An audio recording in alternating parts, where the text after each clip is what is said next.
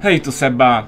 Zapraszam na nagranie z serii Piwowarze Zrób sobie prezent, edycja 2022.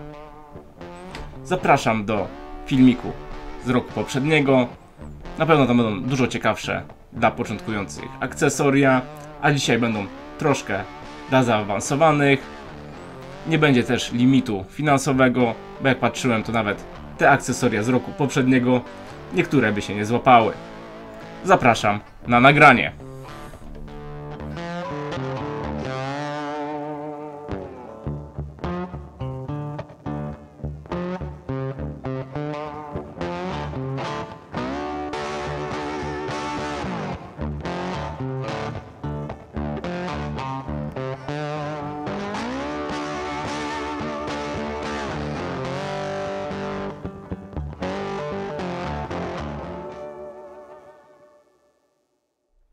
Jako pierwszy pójdzie gniotownik. Na wielu filmach już wskazywałem, jak istotny jest w browarze.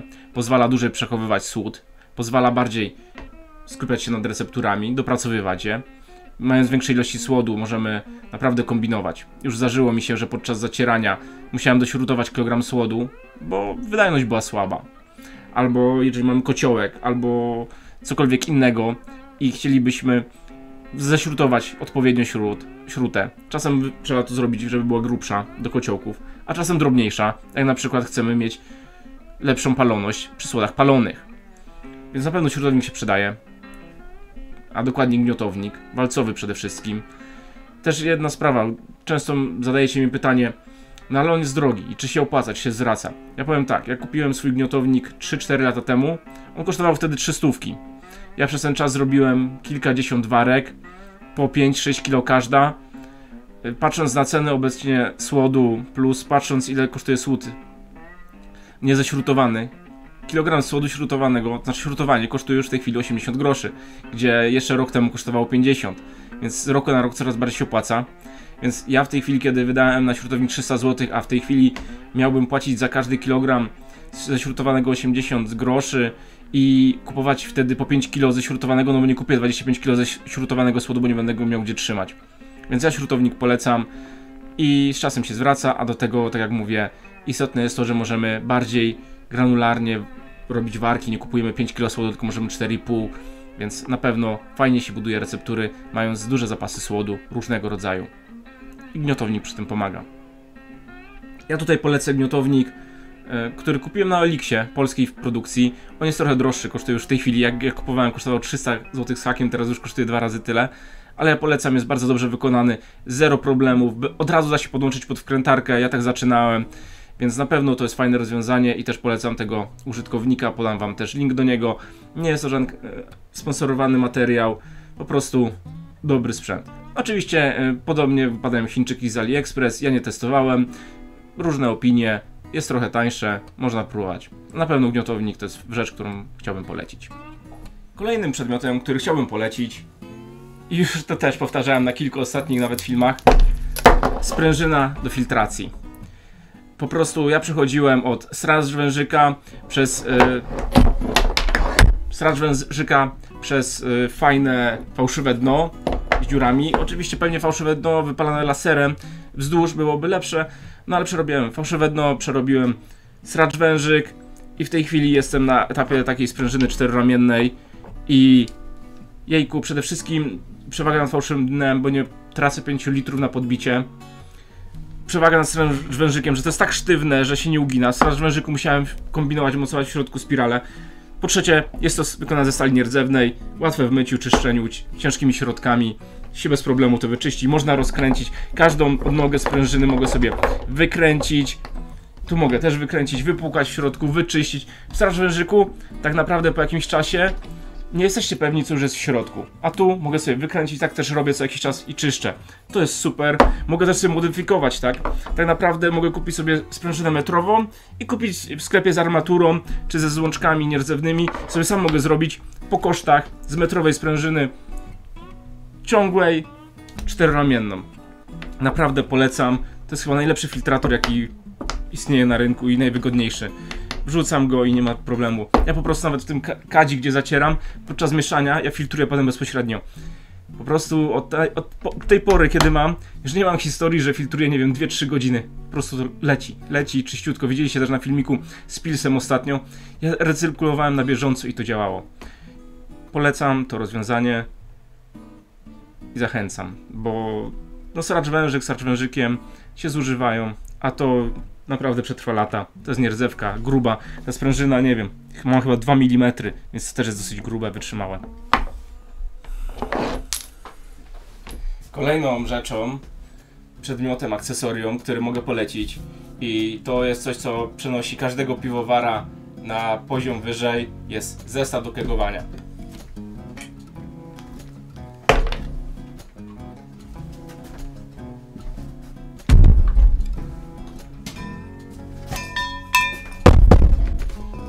Podstawowy zestaw do kegowania składa się z kega Corneliusa, tak zwanego kega Pepsi, Coca-Cola,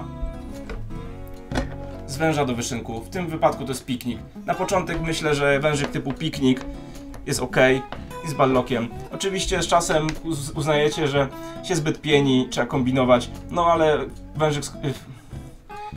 wężyk z kompensatorem to już jest wydatek prawie 200, nie? Więc na początek myślę, że piknik. Są ważniejsze wydatki, takie jak butla. Ja polecam butlę 5-litrową, mniejsze nie mają sensu, większe są, no ciężko zmieścić, jeśli macie kegerator, taką 8-litrową na przykład, no to już jest problem. Manometr, specjalny do piwowarstwa, ja wszystko podlinkuję. No i taki zestawik umożliwia już kegowanie, nagazowanie sztucznie. Ja oczywiście wam wrzucę linki gdzieś tu w karcie, tu gdzieś w karcie. Będziecie sobie mogli wejść. Oczywiście wszystko też będzie w opisie, zarówno cały zestaw opisany, co trzeba kupić, gdzie trzeba kupić. No i też wskazówki, gdzie są filmy, które o tym mówią. Więc jak najbardziej tutaj kegowanie to już jest wyższy poziom. Omijamy te butelki, nagazowujemy sztucznie. Piwo mamy dużo szybciej. Kontrolowane nagazowanie. Naprawdę, polecam wyszynk tego typu. Kolejne akcesorium. No jeżeli już jesteście w miarę zaawansowani, macie kociołek automatyczny lub pompę do recyrkulacji, warto się zaopatrzyć w kuleczkę i zbudować system CIP. Do mycia kegów, do mycia fermentorów stożkowych, jakikolwiek nawet z PET-u. Jeżeli z PET-u myjemy, to pamiętajmy, że niska temperatura i nie NaOH. Natomiast do reszty można cipować. Po prostu to jest bajka, jeżeli chodzi o mycie. Że zero szorowania, ciepła woda, jeżeli sal nierdzewna, NaOH, kwasek cytrynowy, jest cały filmik o tym, oczywiście też wam podlinkuję ten filmik, będzie w opisie, jak sobie zbudować taki system CIP, ale warto zainwestować. Oczywiście też linki, co trzeba kupić, będą. Pamiętajcie, kuleczka, jaka by nie była, to jak najmniejsza. 3/8 cala, na pewno nie jedna druga, jest dużo o to pytań, kuleczka musi być mała, tak żeby ciśnienie, które jest produkowane przez pompę, dawało radę obracać i bryzgać tak naprawdę na ścianki, te, które mają zostać umyte. Kolejnym akcesorium, które może bardziej przeznaczone jest dla właścicieli kociołków automatycznych albo do systemów z recyrkulacją, do filtracji też się nadaje, jest taki wziernik.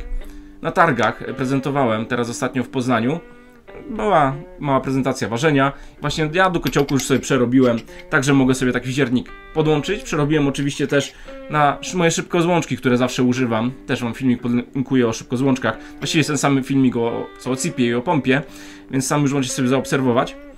I taki wziernik co umożliwia? Umożliwia po prostu sprawdzenie, jak nasz filtrat wygląda. Czy już jest gotowy do filtracji. Bardzo fajnie mi się to sprawdziło podczas ostatniego ważenia Pilsa. I wtedy ładnie sobie widziałem, jak podczas filtracji, kiedy już jest wyfiltrowany i kiedy mogę na przykład zakończyć już recyrkulację, filtrację i przejść do wysładzania. Bardzo przydatne właśnie do piw, które mają być bardzo wyfiltrowane. Jak sobie zobaczę już teraz tego pilsa, który kończy fermentację, no jest taki kryształ, taki klar, że no robi wrażenie sam wygląd tego piwa. Więc ja polecam, no to już dla trochę bardziej zaawansowanych, którzy mogą się wykosztować i chcą zupgrade'ować swój kociołek automatyczny. U mnie to był jakby pierwszy upgrade, to wymiana na szybkozłączki z tych złącz skręcanych, no a potem właśnie tego typu wziernik. Polecam i myślę, że też sporo osób było zainteresowanych, więc też oczywiście linki w opisie. Kolejnym akcesorium będzie wymiennik ciepła, płytowy wymiennik ciepła. Ja posiadam taki wymiennik ciepła 30-płytowy, oczywiście u mnie on działa z pompą. Tam mam zainstalowane odpowiednie szybko złączki. Mogę sobie podłączyć wężami silikonowymi brzeczkę. Tam mam jeszcze oczywiście moduł do napowietrzania, ale taki wymiennik ciepła naprawdę działa super. W bardzo szybkim czasie, właściwie w przepływie, transferze do fermentora potrafi schłodzić mi piwo do temperatury zadania drożdży, więc ja naprawdę polecam. Nawet osoby, które nie posiadają pompy i grawitacyjnie by chciały spuszczać do fermentora, to też jest możliwe. Wydaje mi się, że browar Lichtus na swoim kanale robi taką prezentację jak taki wymiennik ciepła. Po prostu grawitacyjnie podłączyć do fermentora i też schłodzić. Naprawdę to robi robotę, zaoszczędza kupę czasu, bo no i też niektórzy mają problem, że tam dezynfekcja jest problem. No jeżeli mamy pompę, to puszczamy oczywiście w przepływie i tak samo, tam jest naprawdę on jest lutowany miedzianie, więc trzeba trochę uważać, żeby nie zostawić tam jakiegoś kwasku cytrynowego czy octu, ale możemy przepuścić śmiało NaOH na ciepło, wypłukać to dobrze NaOH, potem wypłukać kwaskiem cytrynowym, na koniec wypłukać wodą i tam się nic nie powinno zakazić. Mi się jeszcze nie zdarzyły jakieś zakażenia z tego powodu, więc ja polecam wymiennik ciepła. Jak już poleciłem kegowanie piwa, to wypada polecić nalewarkę przeciwciśnieniową. Ten tak zwany beer gun pozwala nam rozlać nagazowane piwo do butelki. Jest to bardzo przydatne, zwłaszcza kiedy w większości piwa mamy zakegowane, a chcemy komuś podarować lub wysłać na konkurs. Nagazowane piwo możemy w ten sposób bez problemu rozlać. Ja wielokrotnie to pokazywałem. Jest to bardzo użyteczne. Nawet jeżeli mamy fermentację pod ciśnieniem, to z takiego fermentora pod ciśnieniem też możemy od razu do butelek rozlewać. Więc to jest bardzo przydatne urządzenie. Oczywiście na moim kanale też jest filmik, jak zbudować staty do takiej nalewarki przeciwciśnieniowej. Uważam, że to jest niezbędne akcesorium przy rozlewie, bo plątając się przy rozlewie bez statywu, no jest ciężko. Więc ja polecam też sobie zrobić statyw według mojego projektu, wszystko podlinkuję i zachęcam do używania. Jest to fajny gadżet. Teraz, zanim przejdę dalej do kolejnych akcesoriów, chciałbym powiedzieć kilka słów od siebie. Przede wszystkim chciałbym podziękować wszystkim subskrybentom. To dzięki wam ten kanał rośnie, dzięki wam mam motywację, żeby tworzyć. Niedawno przekroczyłem 1400 subskrypcji. Byłoby miło, jakby do końca roku udało się dojść do przynajmniej 1500. A wiem, że to możliwe, bo wielu z was ogląda moje filmiki i wraca do tych filmików, a jednak nie subskrybuje z jakiegoś powodu.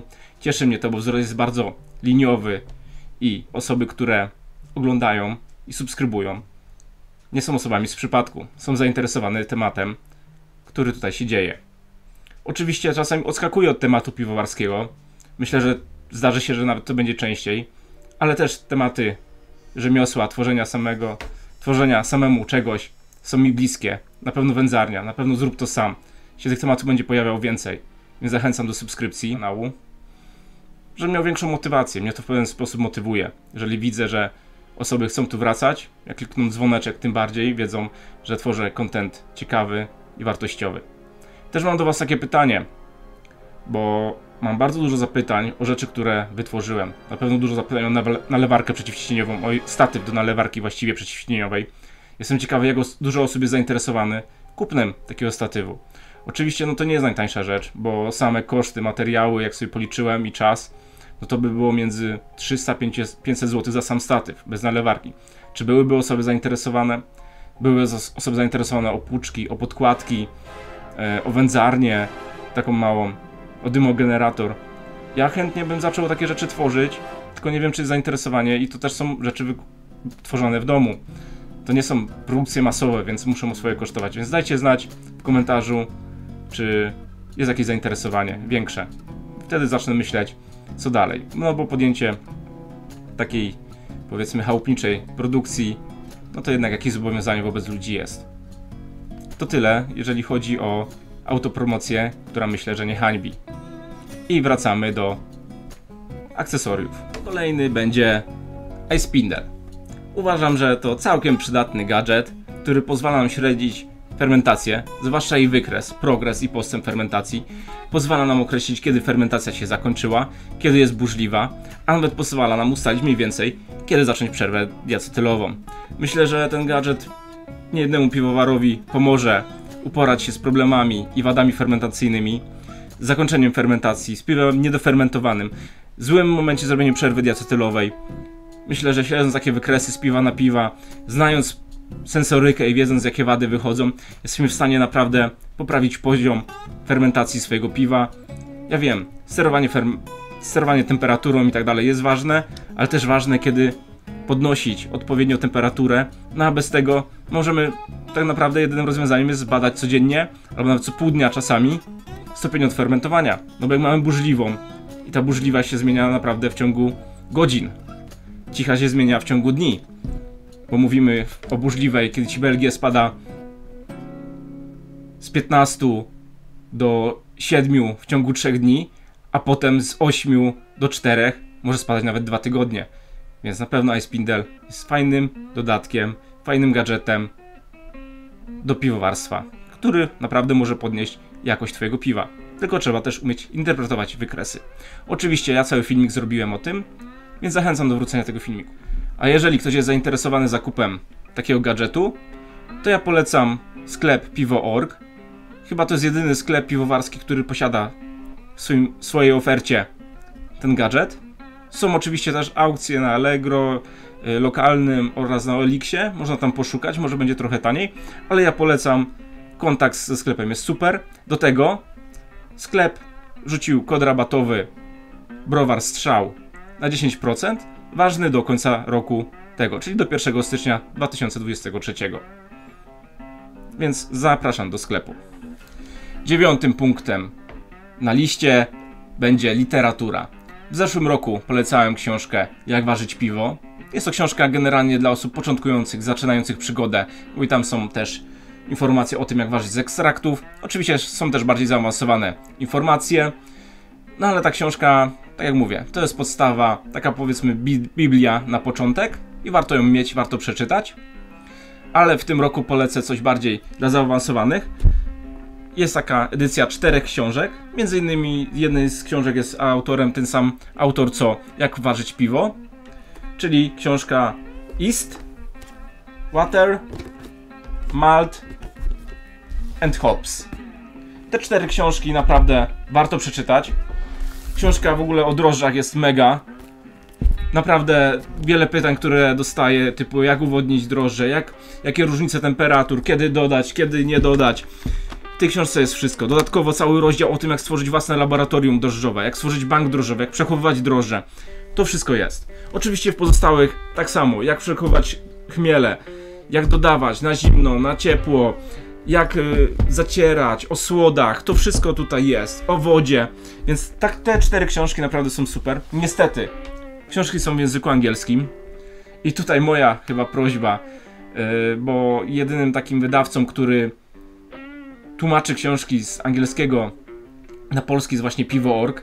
W tej chwili wydali książkę Jak ważyć piwo, znaczy to już jakiś czas temu, ją polecałem rok temu. W tym roku na jesieni wydają książkę New IPA, więc też ciekawa pozycja, ale ja naprawdę bym chciał, żeby te 4 książki też były dostępne po polsku, bo naprawdę tutaj ta wiedza, która jest zawarta w tych książkach jest mega ciekawa i też potrafi podnieść poziom i myślenie o piwowarstwie na trochę wyższy level, więc jak najbardziej polecam, jeżeli chodzi o literaturę, te 4 książki. Tylko tak jak wspomniałem, są niestety w języku angielskim i tu fajnie by było, żeby były przetłumaczone.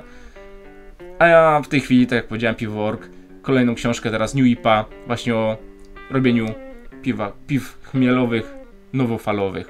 Więc też pewnie ciekawa edycja. Pewnie ją można kupić, z tego co wiem, w przedsprzedaży, bo jeszcze nie jest wydana.